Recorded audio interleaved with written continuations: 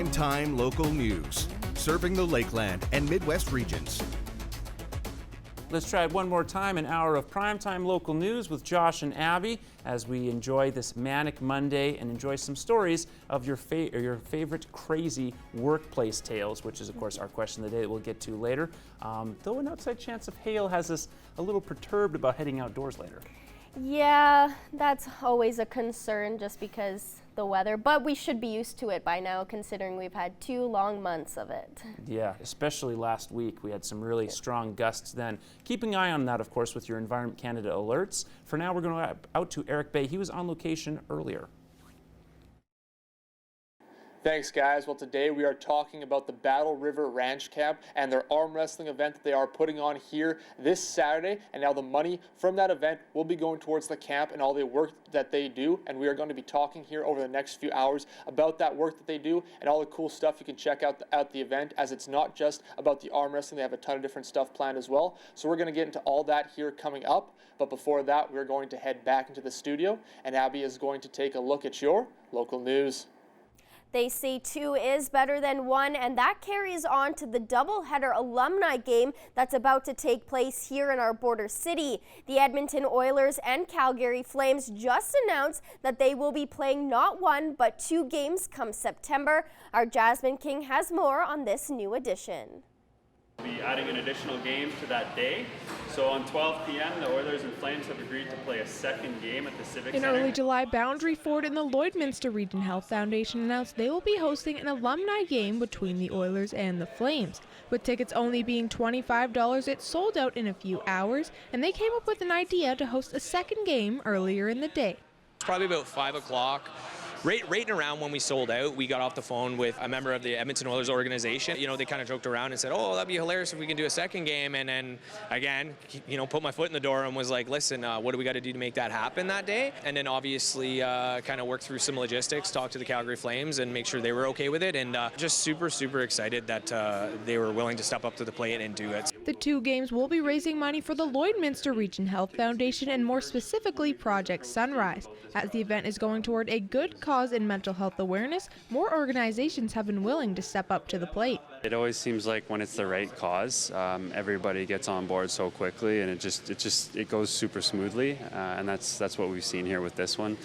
Obviously, there's a big push in sports, all of sports, and in the hockey world to recognize the mental health aspect of the game, and you're seeing that with the response of some of these organizations. With 2 games now set, they are planning for a day full of activities leading up to puck drop.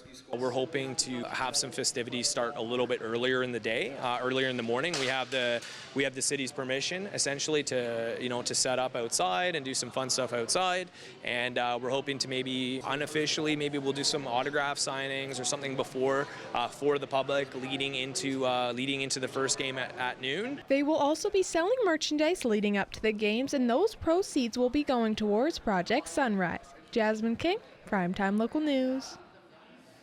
Traveling across the world to learn more about different cultures is the goal for some people. And for Rotary Youth Exchange student Cabria Rogers, it's more than just that. It's about sharing her own Canadian culture with her new host family in Belgium.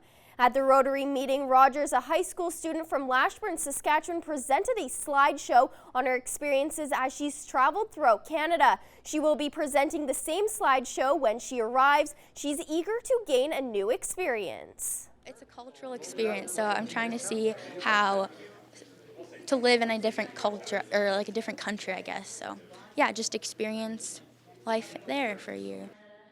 Cabria is very grateful for the support she has received from the Rotary community. Oh, they're so supportive, and I just can't thank them enough. They're always helping me out and giving me advice, and it's truly amazing. She leaves for Belgium around the middle of August and will be gone for 11 months with a whole new experience. 10 years ago, the city released a bylaw putting more restrictions on personal trainers training in public facilities. In this week's retrospect, we take a look at how this has affected certified personal trainers.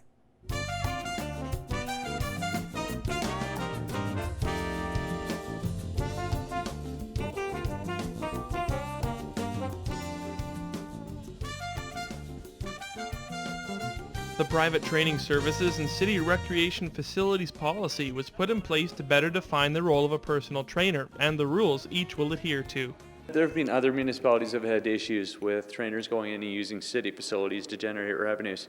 Problem with those individuals is that they could be fly-by-night. They may not have the proper certifications in order to make sure that they're providing good service and sound service and advice to patrons. We want to make sure that we have control over the people that are using it and charging people to use it. And of course there's some liability for us too if a personal trainer takes someone in and they get hurt. Flash forward to today, and the policy that was put into place was very beneficial, not just for trainees, but for legitimate trainers. Anybody off the street just going to personal train someone, first of all, it's not professional. They don't have anything. They might think they know what they're doing from YouTube or whatnot, or just experience, but actually going and getting your certificate and sitting in a classroom and learning all of the movements of like your body, muscles, joints, everything like that. Like you need to know how everything works. Before the policy was put into place, certified trainers weren't being taken seriously since anyone at the time could call themselves a personal trainer. It would almost be like some people wouldn't believe you if you were a personal trainer or not. It's like, okay, well, everybody says they are.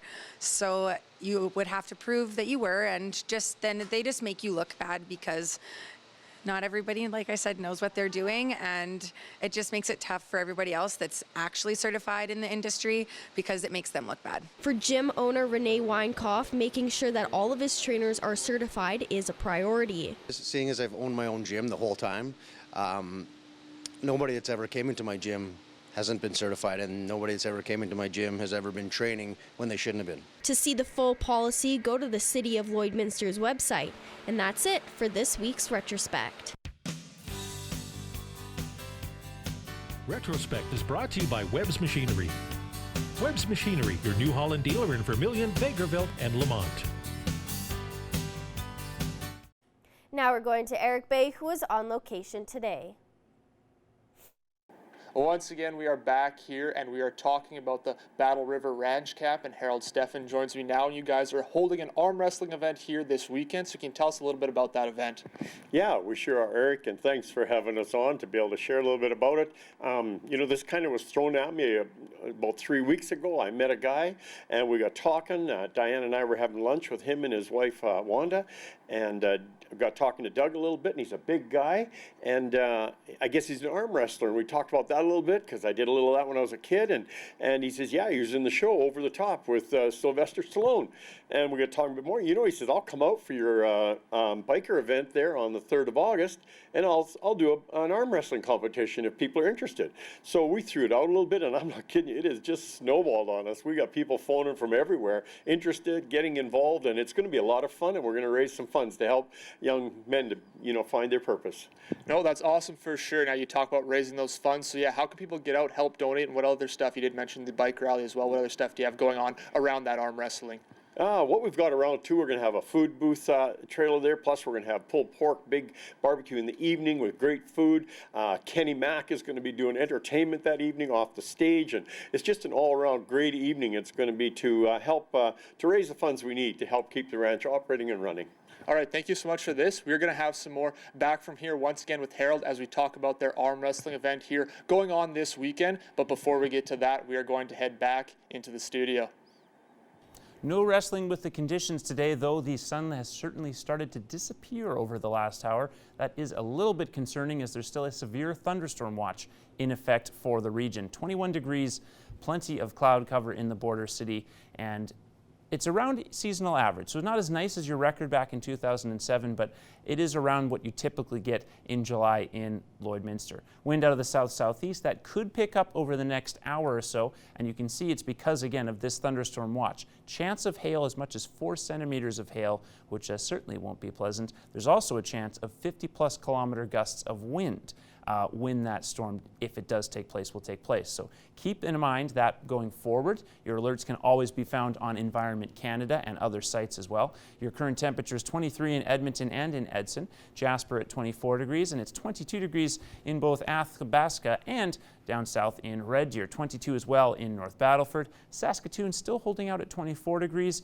20 in Meadow Lake, and 22 out in Prince Albert. So again, everything around that seasonal average. You'll see a drop over the next hour or so. We'll just have to see if there is an additional change when it comes to wind, possible rain, and even hail. Now 26 and 11 are your temperatures for tomorrow for lows and highs. Fairly calm winds coming out of the north, certainly compared to what you'll get this evening, then 22 and 13 on Wednesday. So a chance of a thunder shower late Thursday, should be a largely calm day on Wednesday, though there's a fair amount of cloud cover. Then 26 and 13 on Thursday, an outside chance of some rain there, though it's supposed to be largely sunny as well. Wind shifting from the northwest to the east-southeast, and again, it'll be a little bit more aggressive by then, so expect some stronger gusts of wind, at least in the 30-kilometer range, to come if a storm does take place. That's been your 3-day forecast. We'll have the 7-day and more coming up on Primetime Local News. Here's a short break.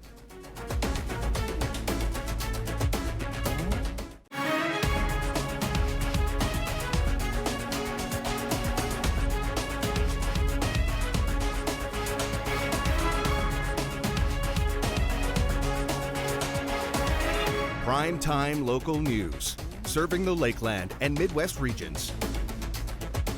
Welcome back. Well, despite heavy rain last week, that didn't stop hundreds of people strolling through the Vermilion Agricultural Fair. Prior to the downpour, patrons were able to enjoy the rides, food, and various attractions, including mounted shooting. The support that we've had the last 3 days, it's just, you can't ask for anything more from a great community. Moving forward, the Ag Society will have to either cap the number of attractions or expand the fairgrounds to accommodate more people. Kind of want to grow, but you kind of want to stay just the small country traditional fair. It's a wonderful problem to have. Attendance was just below the yearly average despite the weather. And now we're going to take a look at your stock market prices for today.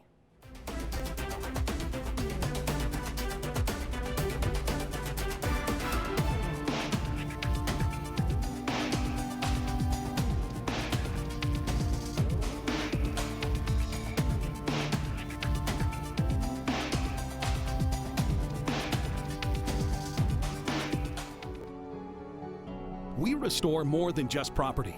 We restore hope. When disaster strikes, call the one that can make it right. First General Services, your property restoration experts.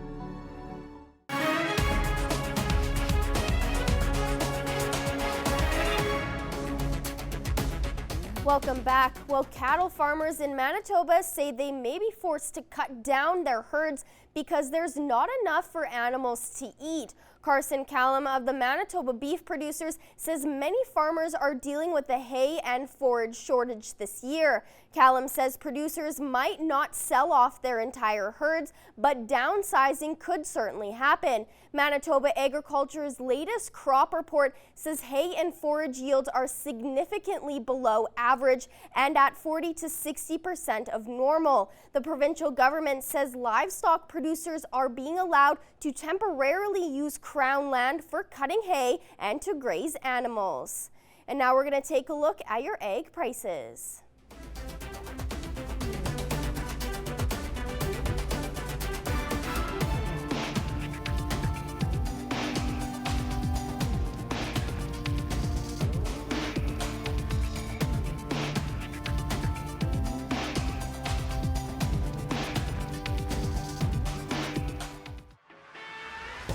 We're a part of less than 5% of Canadian auto body shops and Lloydminster's only locations with certified collision care recognition at City Centre Auto Body. Some of the top U18 baseball teams from across Saskatchewan converged on the border city this past weekend for Tier 2 AA provincials. From Saskatoon to Humboldt and even Carrot River, 8 teams competed with one goal in mind: to be provincial champions. Josh Park reports. Sure, league titles are something special, but never the ultimate goal. Teams work all season long and put in the hours of practice, usually with one thing in mind: a provincial championship. This weekend, 8 teams from across Saskatchewan battled it out at Legion Ballpark with the hopes to claim that title. And after 3 days of sun, rain, and doubleheaders, the Sunday night championship was set. The Lumsden Cubs versus the Saskatoon Bandit Braves. The Sunday night tilt featured big-time hits from both squads and defensive outs that had players holding their breath.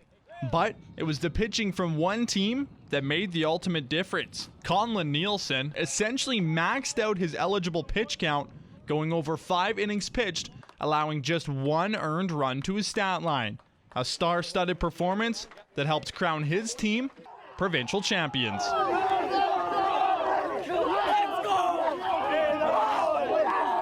Unbelievable. He's been our best player the last 4 weeks.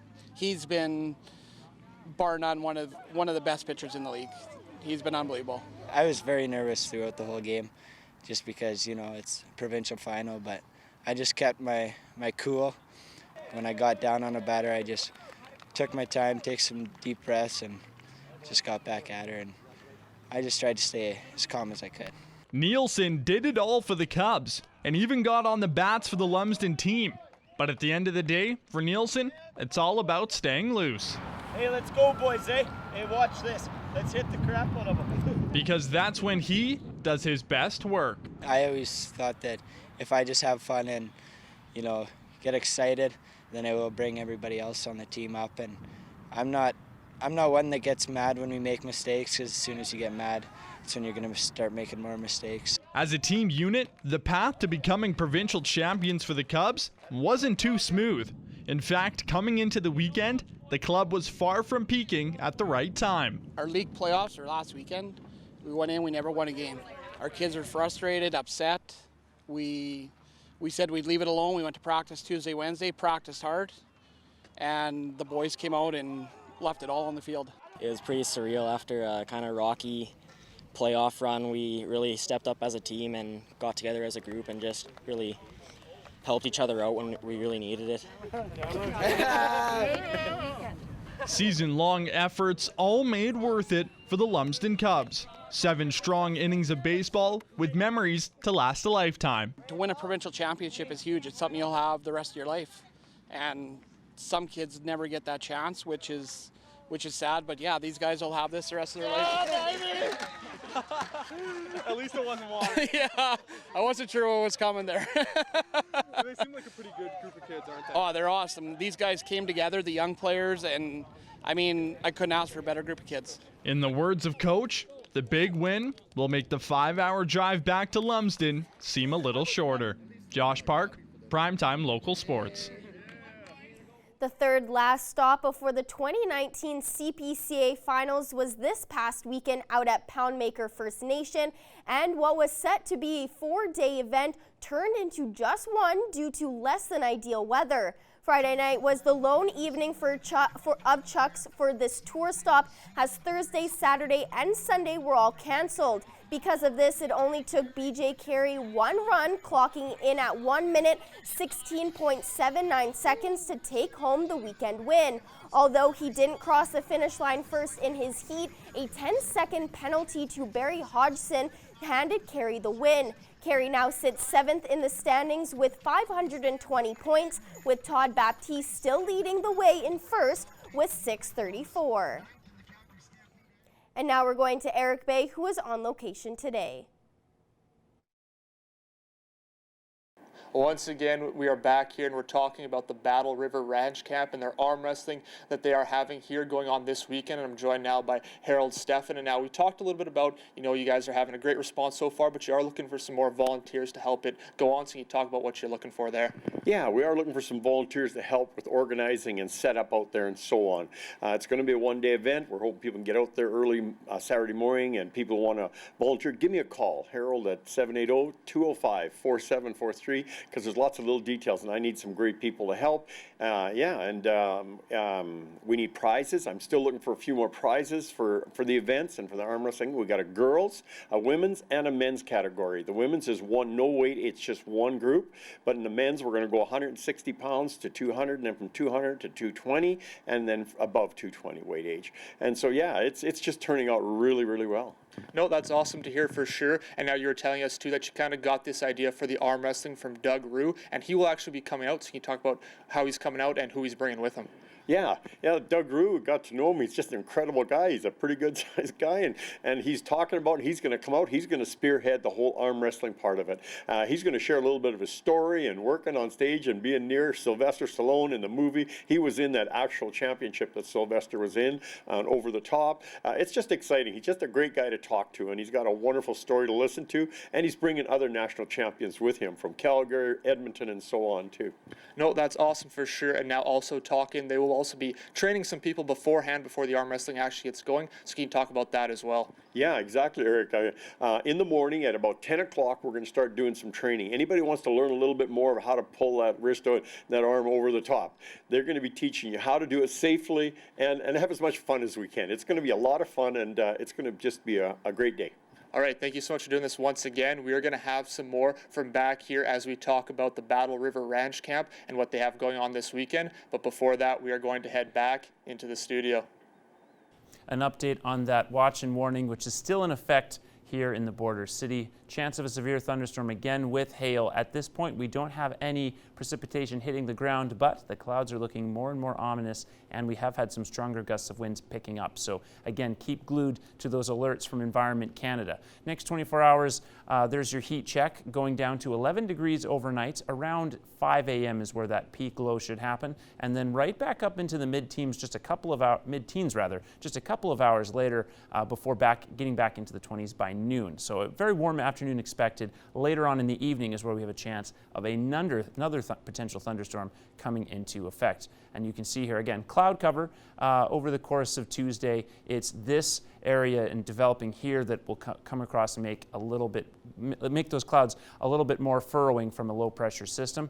There's another low pressure system as well in the far side of your screen there that could hit by Thursday as it makes its way across Western Canada. 21 is the temperature as well in Marwayne as everything's starting to cool down by a degree or two at least every 30 or 40 minutes. 21 as well in Vegreville, 23 in Edmonton, and 22 in Lac La Biche. 21 through most of the rest of the Lakeland region. You can see in the south things still a little bit warmer, particularly in Mackland at 26 degrees. Then on the Sask side, just about every town has dropped down below 20 degrees, including 18 in St. Walburg. North Battleford now down to 22 degrees in the southeast there. So again, over the next hour or so, that should continue to drop. If we do get that thunderstorm, expect a very drastic drop compared to what we showed you earlier on the heat graphic. 26 and 11 tomorrow on Tuesday, as we said there before in the earlier segment. 22 and 13 on Wednesday, and then 26 and 13 on Thursday. So an interesting mix there of you have a chance of a thunderstorm, then a mix of sun and cloud, then another chance of a thunderstorm despite a largely sunny afternoon. You can see North Battleford's temperature tomorrow at 28 degrees should be a largely warm afternoon. Wind not shifting as it is in other areas, staying in the southeast. But still going to maintain around the same wind speed from before. Again, a few clouds overnight. Expect largely sunny skies tomorrow. Then 21 still in Cold Lake, a low of 12 and a high of 24. Again, chance of a thunderstorm, a reduced chance though, and the wind should also be relatively calm considering some of the other areas.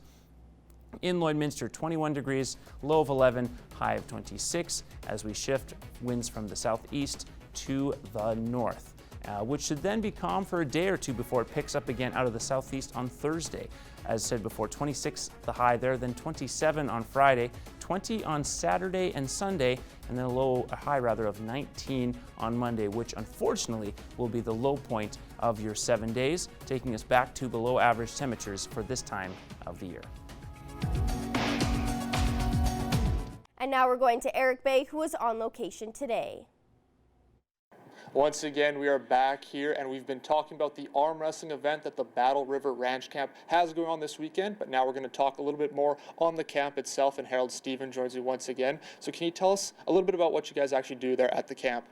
Yeah, Eric, well, for the last 11 years, we've been going for 11 years now, and we work with young men who are struggling to find out purpose in their lives. And, you know, they want purpose, they want to know what they're good at, and a lot of them don't realize that they're good at something. Some of them grab a job just to get a paycheck. Well, once they find out they're good at something, that changes everything. It's a whole new ball game. It's like slapping a set of wings on your back, and they just literally soar. Young Caleb came to us 9 years ago struggling with a lot of issues. Today Caleb is a journeyman interventional carpenter. He's looking at building his own home, and on August 17th we'll be doing a wedding at the ranch to marry him and his new fiance and his bride. You know, so that's the kind of stories. We got a phone call from a young guy in Australia the other day, Levi. Levi phoned us, and from an airport in Australia. He's going to Bali for a week or so, and he said, Mr. Stefan, he said, doesn't matter where I go in the world today, I can get a job with what I learned at the ranch, and that's all we want. You know, I'm listening to the news and these two young guys in the run right now, and my heart goes out because it should never happen. We as a society have the ability to make a difference in these young men's lives, mentors and so on.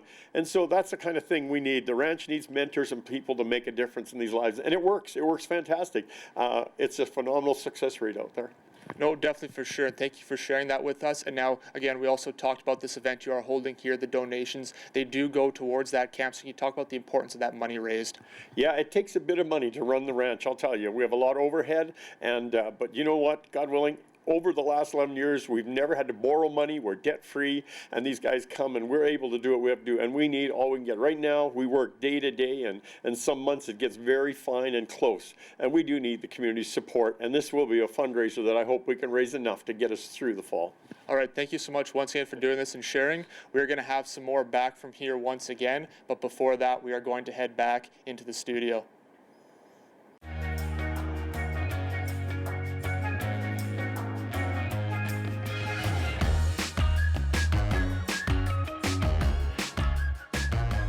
I'm not sure if this answer to our question of the day, which was, of course, what is your craziest work story?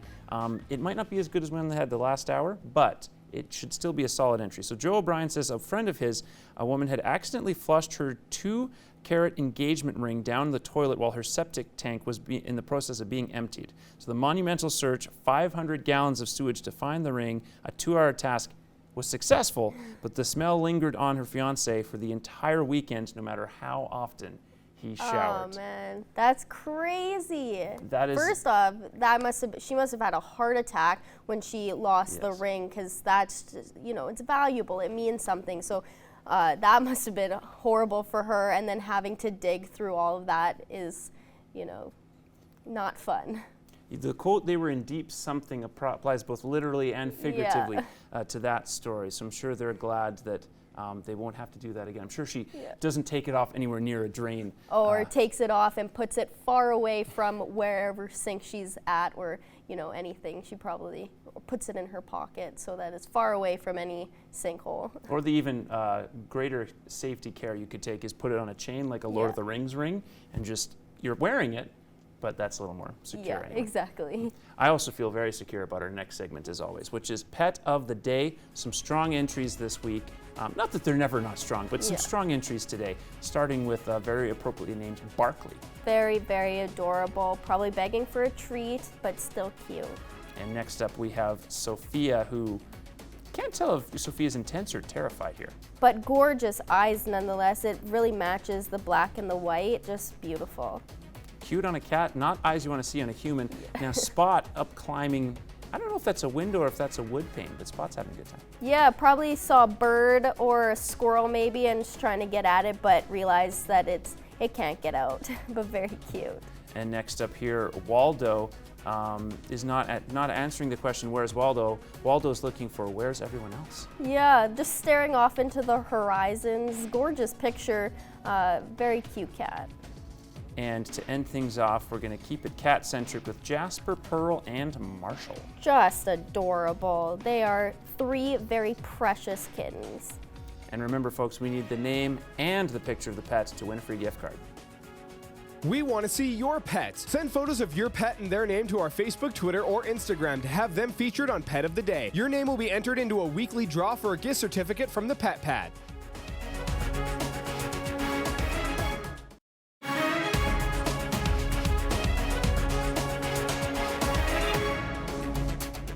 Welcome back to Primetime Local News. Now talking sports with Greg Buchanan.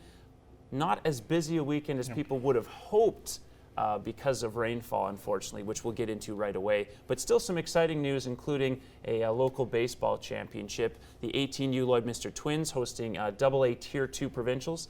Tough one for the home team, but kind of a triumph of volunteerism nonetheless. Yeah, more than anything, next year, roughly about this time, we're hosting the Saskatchewan Summer Games. So it's nice to see kind of a tune-up for that with baseball this past weekend. And the work they had to do just to get games on Sunday is tremendous. And it's really hard to put any championship like that on unless you have a long list of volunteers, and they do have one, and volunteers that do a lot of hard work behind the scenes. A lot of that work that you don't see, but trust me, if you don't have them, it's hard to put it on.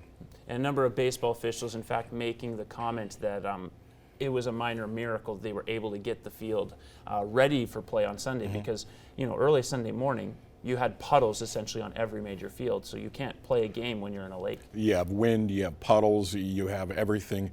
So to get those diamonds ready, from the Legion to the Hospital Diamonds, it was remarkable that they got it done. And you know what? Yeah, the Lloyd Twins would like to win, but at the same time, I think Lloyd was a big winner when people left town, and Lumsden won it. I'm from the Regina area. Lumsden's a small little town, so it's good to see a small little town from outside of Regina win. Now, someone who didn't have the same luck when it came to rainfall was anyone associated with the CPCA. Unfortunately, just got 1 day in out of the Poundmaker event. That's now the most days that have been canceled ever, or at least in years. It's when you add the Masquatchees weekend. Yeah, so you have Masquatchees, and you have a night in Wainwright. And on top of that, of course, just only one of the 4 days in Poundmaker. You have 8 total rain-out days in the 2019 season. It's not good. And it's, unfortunately for Poundmaker, a lot of combination of a lot of things. The rain on Thursday, and then the wind that came in on Saturday with a tornado warning in that area.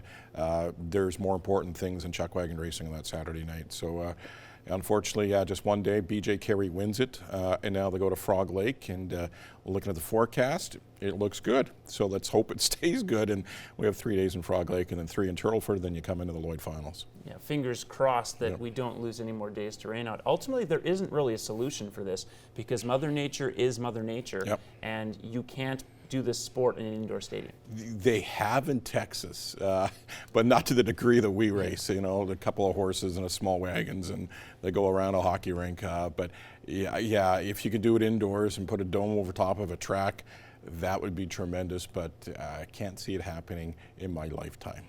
And one last thing to comment on locally, of course, is another acquisition made by the Bobcats. So Josh Lester goes to the Kodiaks. Lester was acquired in early June. They get back Tyler Schendel, another player that Coach Nigel Dubé is familiar with, of course, from his time in Camrose. Yeah, I think more than, again, Nigel's putting his fingerprints on this club. He's putting his mark on it. He's getting the players that he wants to build a team around. So that's, we'll see Nigel coming up here before the end of August with his training camp, and then hit the ice for real in September. So Nigel Dubé continues to do a lot of work away from the scenes. Yeah, it continues to be, amazes me how fast the summer goes by. We're just about there with Bobcats training camp, not to mention Bandits camp coming up as well. Obviously, summer camps, local youth summer camps start in just a couple of weeks. So looking forward to seeing that and more. We'll have more with Buck later on in the show.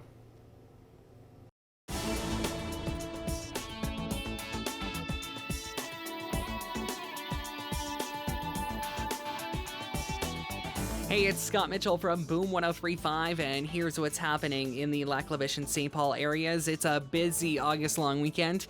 Let's get to it. Starting in Malag, Hang in the 30s is going to be happening on Saturday and Sunday. This is where you can get on down and check out tons of demos and attractions. There will be vendors on site. There will be stuff for the kids going on as well. And there's also going to be the Saturday night hoedown as well as pancake breakfast. So it's going to be a delicious weekend as part of that too.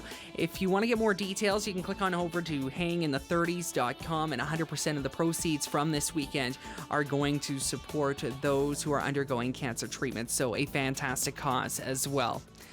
Now going on up to Lac La Biche, where Friday the Lakeland Country Fair is going to be kicking off at the Ag Society grounds. There is going to be the Horticultural Bench Show.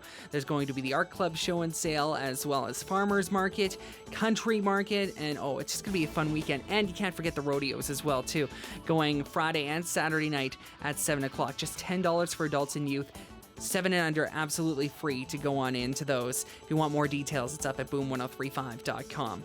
And Midsummer Sports Days is back for its second year this year in Lac La Biche this weekend as well. It's all sports, all ages, all weekend, and it's going to benefit a ton of local community groups and organizations. So it's just going to be fantastic if you can get out to this as well. There's lots of stuff, whether you're going to be coming out just as yourself or you're coming out with a team, and you're going to want to check out things like the axe throwing competition. That's going to be new this year, and they've even got bingo coming this year. So it's going to be a fun weekend for sure. And I think there's a dunk tank too that, if I'm not mistaken, I'm going to be in on Sunday. You might have to just show up in the afternoon to find out for sure. More details on that as well at boom1035.com. And if you have an event you would like us to feature on What's Happening, let us know the details 1 week in advance through our websites, boom1035.com and realcountrystpaul.ca.